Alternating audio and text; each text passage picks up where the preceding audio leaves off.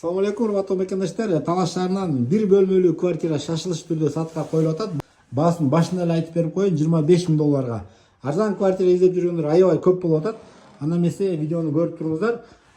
Бул бир бөлмөлүү квартира кайерде десеңиздер, Оторбай көчө менен Чок Сатаев көчөнүн кесилишинде, Азамат кафенин артында. Чок Сатаев менен кирип келесиздер.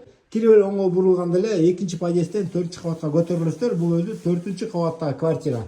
Мынакей көңүл буруңуздар. Кирип келгенде эле четинен тартып баштайын. Бул жакта санузелы, раковиналары, аристон баары калат. Андан кийин бул жагында кухнясы. Кухнясында кенен жалпы квартира 35 квадрат. Бул жакта центральный отоплениялар негизи бар экен. 3-чү кабаттан болгону кошуп коюш керек экен да. Суулары дагы жакшы дейт, напорлор жайында дагы токтобойт дейт. Бул жагы балкон, мына туугандар. Балкондун чоңун караңыздар. Балкондун узундугу болжол менен бир 7-8 метр экен. Узун балкон экен. Бул жакта залы туугандар.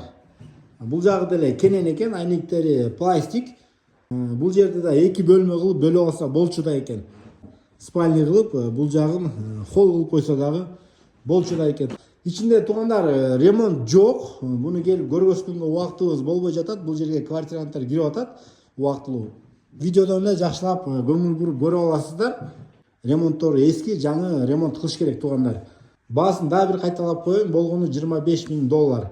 Шашылыңдар, кимге жакса төмөндө номерге чаласыздар.